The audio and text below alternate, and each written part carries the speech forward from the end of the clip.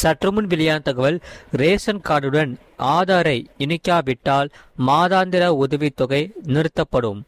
இது எங்க, இது எப்பொழுது நடக்கப் போகிறது என்று இங்கே பார்ப்போம். நீங்க மறக்காம வீடியோக்கு லைக் பண்ணிட்டு சேனலை சப்ஸ்கிரைப் பண்ணிட்டு பாருங்க. அதாவது ரேஷன் அட்டைகளுடன் ஆதார் எண்ணை இணைக்காவிட்டால் மாதாந்திர மானிய உதவி நிறுத்தப்படும் என்று புதுச்சேரி அரசின் குடிமைப் பொருள் வழங்கல் துறை தெரிவித்துள்ளது.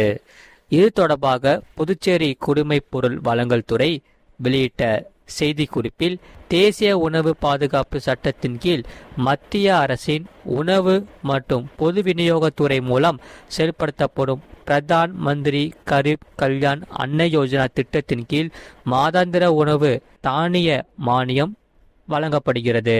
புதுச்சேரி யூனியன் பிரதேசத்தில் மத்திய வங்கி டிஜிட்டல் நாணய முறை 26/2/2026 அறிமுகப்படுத்தப்பட்டது.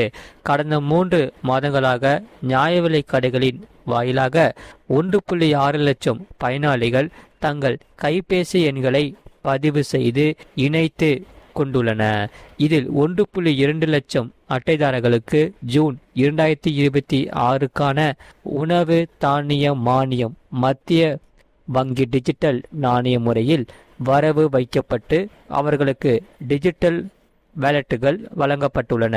இதுவரை தங்கள் கைபேசி எண்களை இணைக்காத அட்டைதாரர்கள் வரும் 21/8/2026க்குள் இணைத்து கொள்ள வேண்டும். இல்லை என்றால் உணவு தானிய மானியம் நிறுத்தி வைக்கப்படும் என்று அதில் தெரிவிக்கப்பட்டுள்ளது. ஆகையால் ரேஷன் கடைகளில் அரிசிக்கு பதில் வங்கி கணக்கில் உதவியை வரவு வைக்கப்படும் நிலையில் இந்த அறிவிப்பு வெளியாகி உள்ளது. நீங்க மறக்காம வீடியோக்கு லைக் பண்ணிட்டு சேனலை சப்ஸ்கிரைப் பண்ணிக்கோங்க. உங்க ஃப்ரெண்ட்ஸ் அண்ட் ஃபேமிலி தெரியப்பட்டும் இந்த வீடியோ கண்டிப்பா ஷேர் பண்ணிக்கோங்க. அவங்களும் இந்த வீடியோ பார்த்து பயன்பெற்று கொள்ளட்டும்.